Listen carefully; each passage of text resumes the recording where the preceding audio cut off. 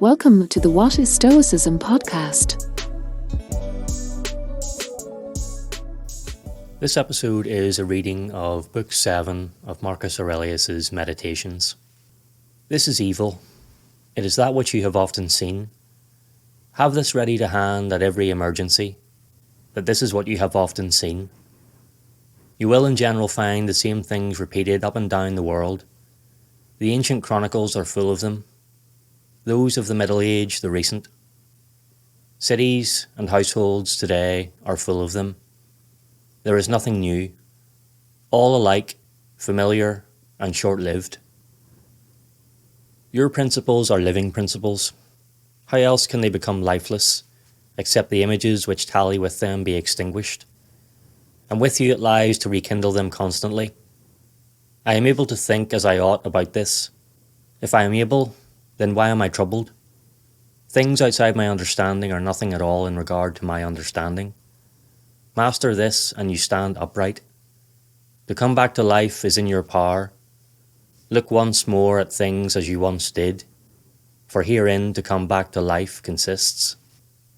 A procession's vain pomp, plays on a stage, flocks, herds, sham fights, a bone thrown to puppies, a crumb into fish ponds, toiling and moiling of ants carrying their loads, scurrying of startled mice, marionettes dancing to strings. Well then, you must stand up in all this, kindly, and not carrying your head proudly, yet understand that every man is worth just so much as the worth of what he has set his heart upon. In conversation, one ought to follow closely what is being said. In the field of impulse, to follow what is happening. In the latter case, to see immediately what is the object of reference. In the former, to mark closely the meaning expressed. Is my understanding sufficient for this or not? If it is sufficient, I employ it for the task as an instrument bestowed on me by universal nature. But if it is insufficient, either I withdraw from the task in favour of one who can accomplish it better, provided in other ways this is my duty, or else I do it as best I can, taking to help me one who, by using my intelligence to assist him, can do what is now opportune and beneficial for the general public. For whatever I do, by myself or with another, should contribute solely to this, the general benefit and harmony. How many whose praises have been loudly sung are now committed to oblivion? How many who sang their praises are long ago departed? Do not be ashamed to be helped.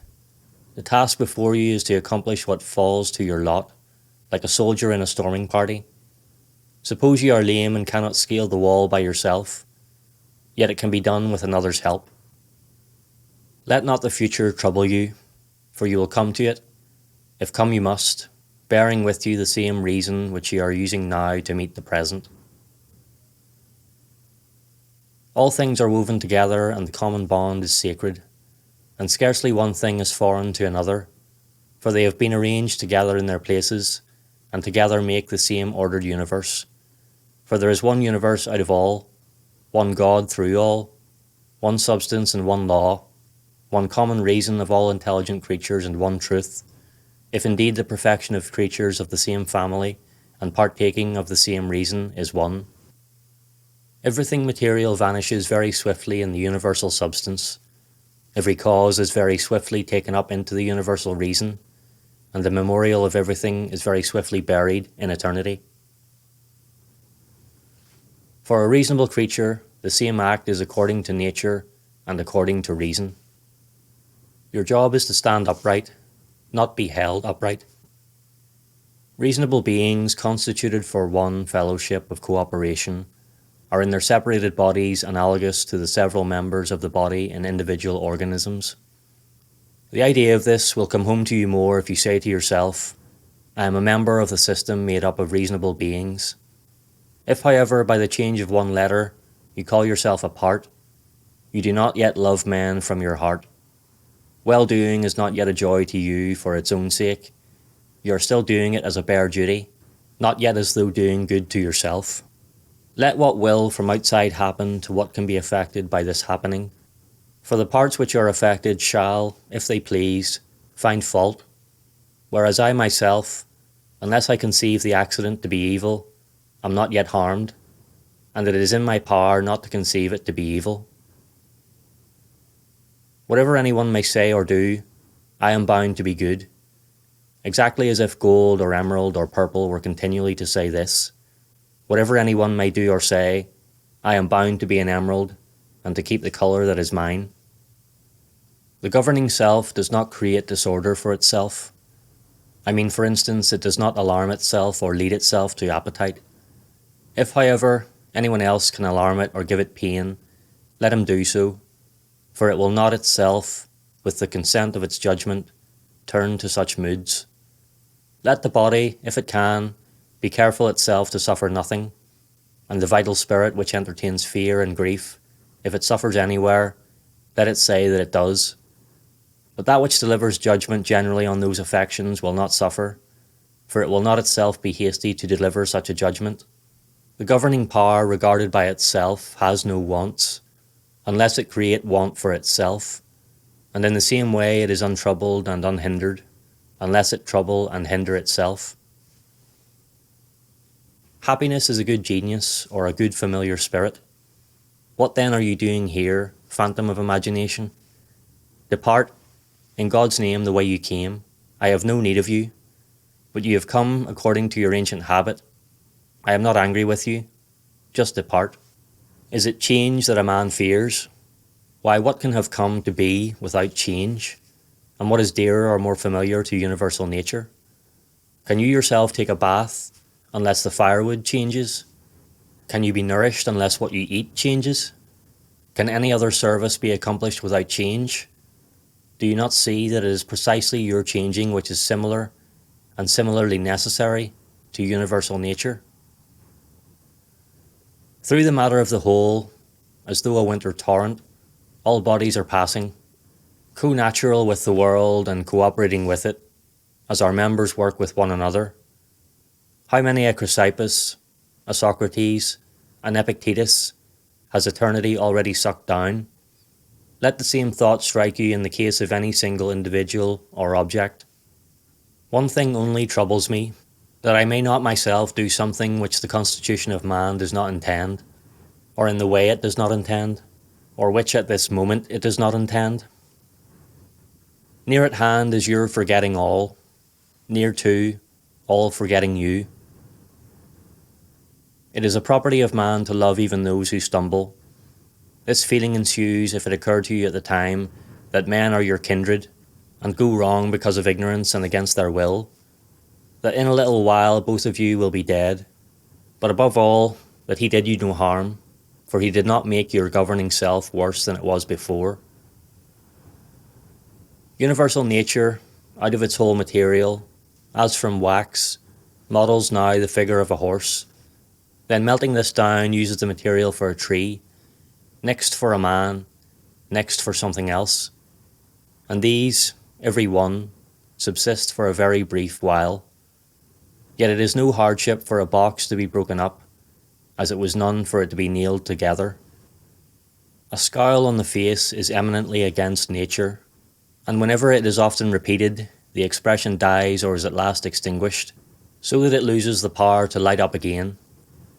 Try to understand this very point that it is against reason, for if even the consciousness of doing wrong has gone, what ground for living is left? Everything that your eyes look upon will be changed almost in a moment by nature which orders the whole, and out of the material it will create other things, and again out of their material others, in order that the world may be ever fresh and young. When a man offends against you, think at once what conception of good or ill it was that made him offend, and seeing this you will pity him, and feel neither surprise nor anger. For you yourself still conceive either the same object as he does to be good, or something else of the same type. You are bound therefore to excuse him. If on the other hand you no longer conceive things of that kind to be goods or ills, you will the more easily be kind to one whose eye is darkened. Do not think of what are absent as though they were now existing, but ponder on the most fortunate of what you have got, and on account of them remind yourself how they would have been missed if they had not been here. Take heed at the same time, not to accustom yourself to overvalue the things you are thus contented to have, so as to be troubled if at any time they are not here. Withdraw into yourself.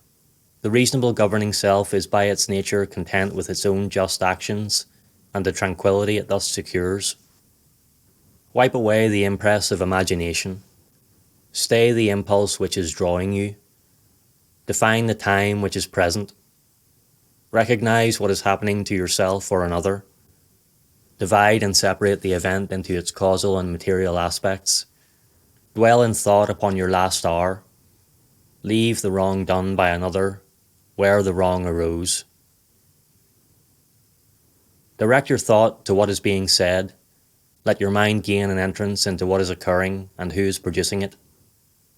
Make yourself glad in simplicity, self-respect, and indifference to what lies between virtue and vice. Love mankind.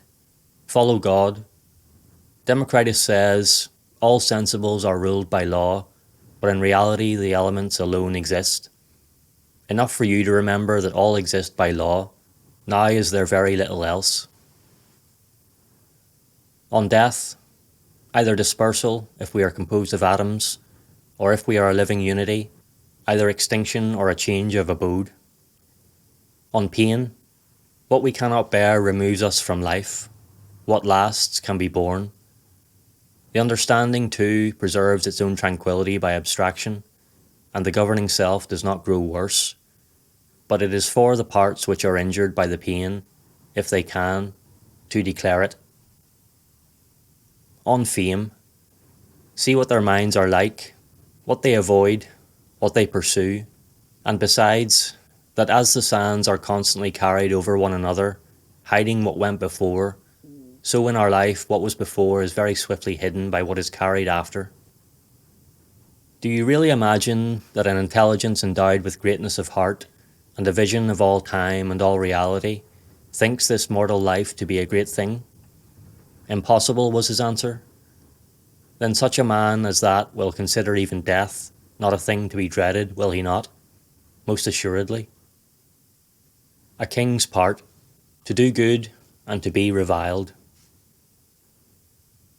It is absurd that a man's expression should obey and take a certain shape and fashion of beauty at the bidding of the mind, whereas the mind itself is not shaped and fashioned to beauty by itself.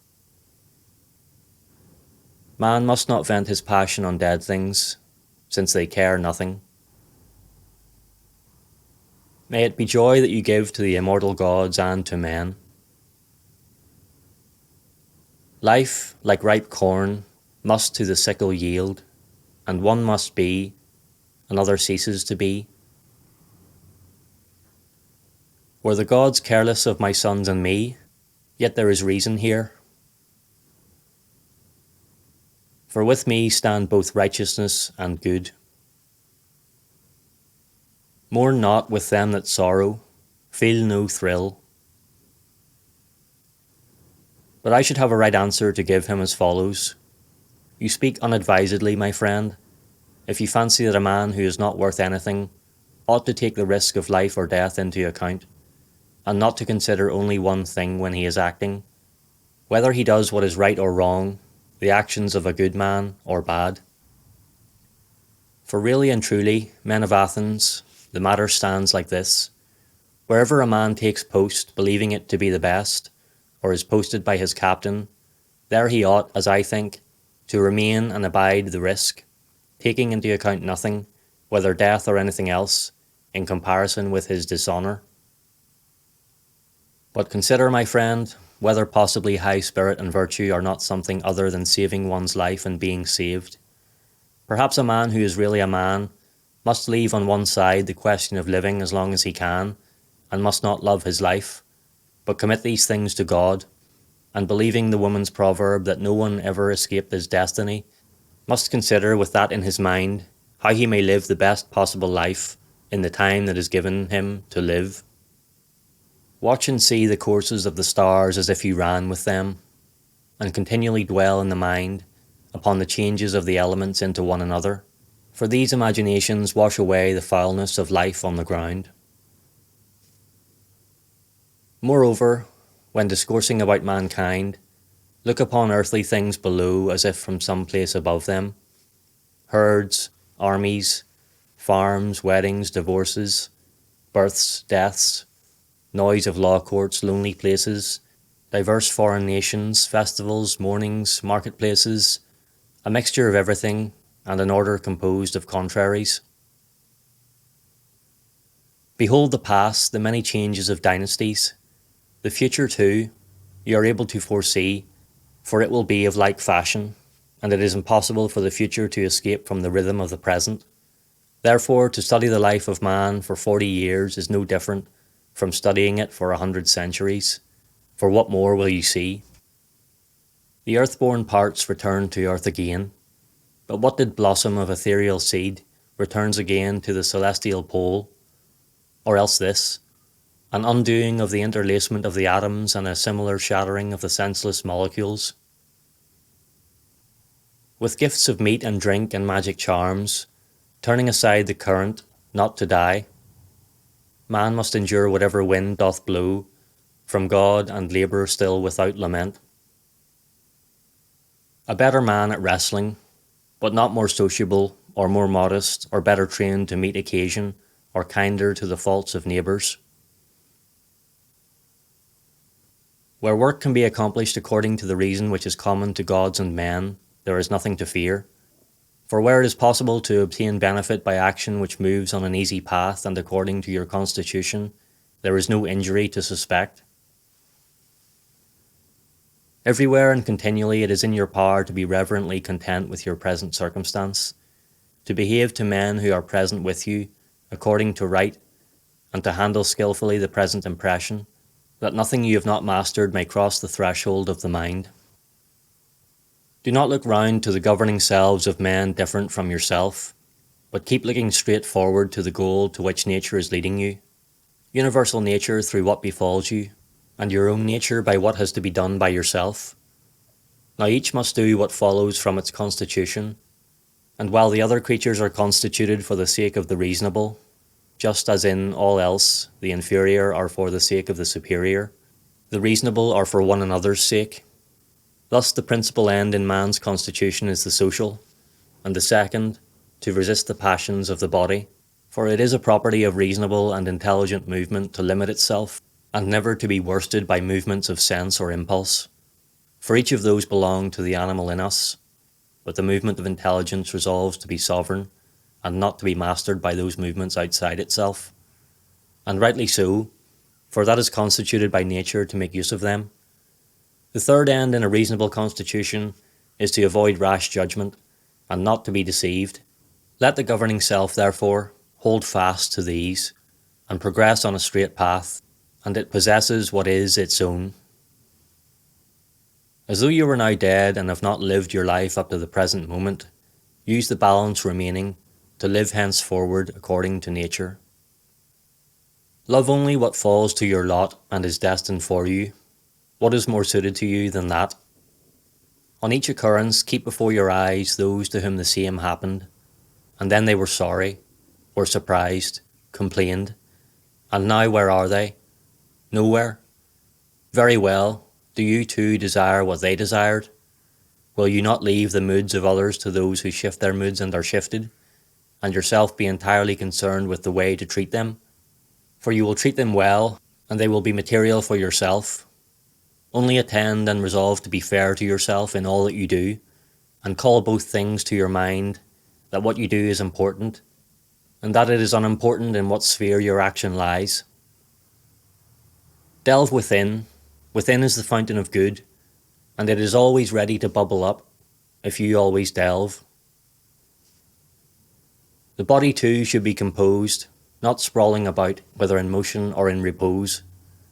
For we should require of the body as a whole just what the mind exhibits in the face, when it preserves it intelligent and comely.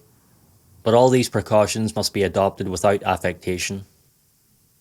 The art of living resembles wrestling more than dancing, inasmuch as it stands prepared and unshaken to meet what comes and what it did not foresee.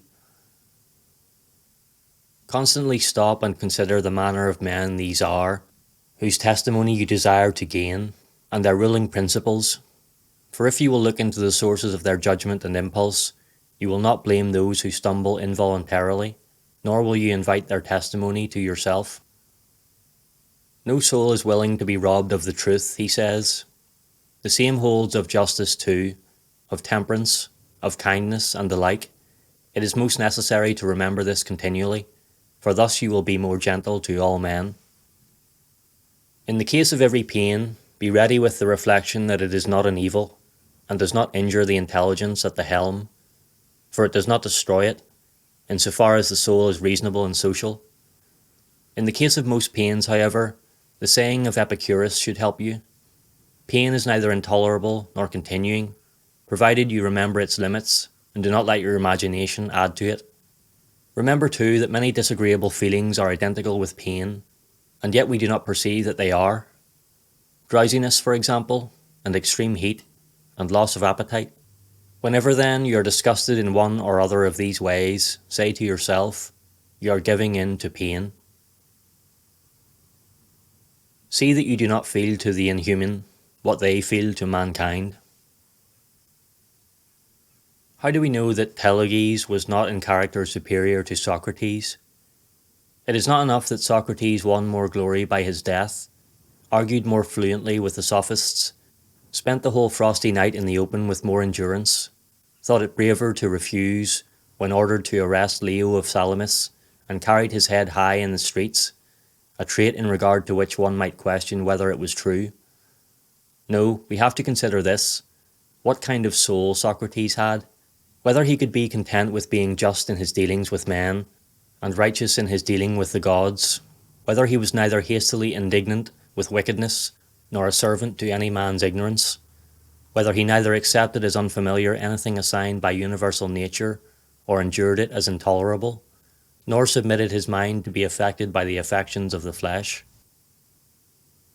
Nature did not so blend you with the compound whole that she did not permit you to circumscribe yourself, and to bring what is its own into submission to itself.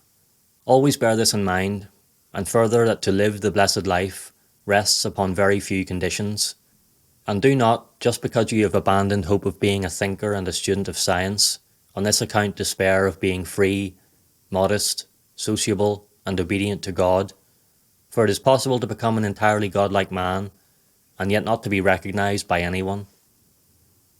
Live out your life without restraint in entire gladness, even if all men shout what they please against you, even if wild beasts tear in pieces the poor members of this lump of matter that is hardened about you.